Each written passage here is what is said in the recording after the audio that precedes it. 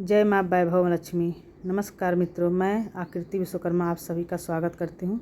आज हम सुनाने जा रही हूँ वैभव लक्ष्मी माता की पवित्र कथा, जो हमारे जीवन में सुख, समृद्धि और वैभव लाने वाली है। कहते हैं जहाँ लक्ष्मी की कृपा होती है वहाँ दरिद्रता कभी नहीं ठहरती। तो आइए माँ लक्ष्मी की आराधना से इस कथा का शुभारम्भ करते हैं। माँ वैभव लक्ष्मी की पूजा करने से घर में शांति, धन और सौभाग्य बढ़ता है। यह व्रत विशेष रूप से शुक्रवार को किया जाता है। बहुत सारे लोग ये जो व्रत होता है शुक्रवार को किया जाता है, इस बहुत लाभ होता है। जो भी स्त्री या पुरुष श्रद्धा से यह व्रत करता है, माँ लक्ष्मी उस पर कृपा अपनी बरसाती हैं।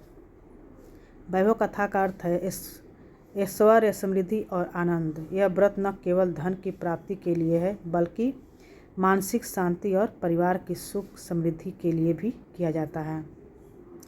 एक समय की बात है, एक नगर में एक धर्मपरायण स्त्री रहती थी।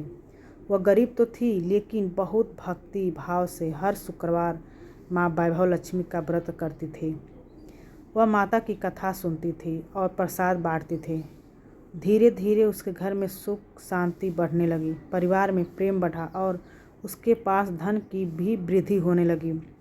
उसी नगर में दूसरी स्त्री थी जो बहुत धनवान थी, परंतु उसके घर में कलह और अशांति रहती थी।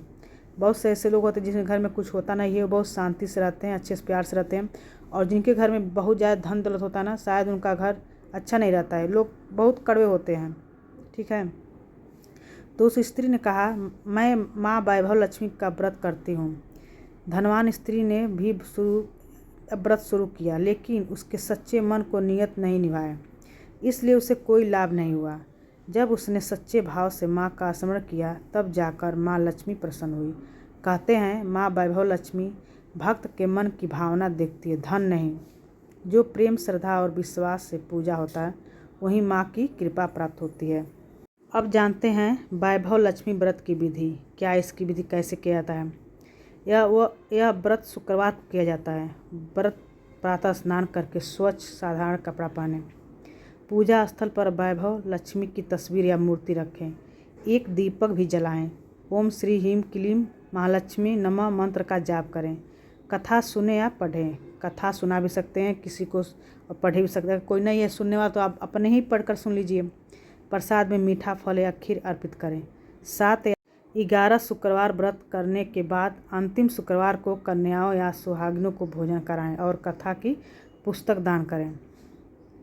जो भक्त श्रद्धा और विश्वास से माँ वैभव लक्ष्मी की आरती करते हैं, उनके घर में कभी दरिद्रता नहीं आती और सदा सुख समृद्धि का वास रहता है। आरती जब भी आप व्रत रहें तो आरती जरूर करें। माँ वैभव लक्ष्मी केवल धन ही नहीं, मन की शांति और परिवार का सुख भी देती है।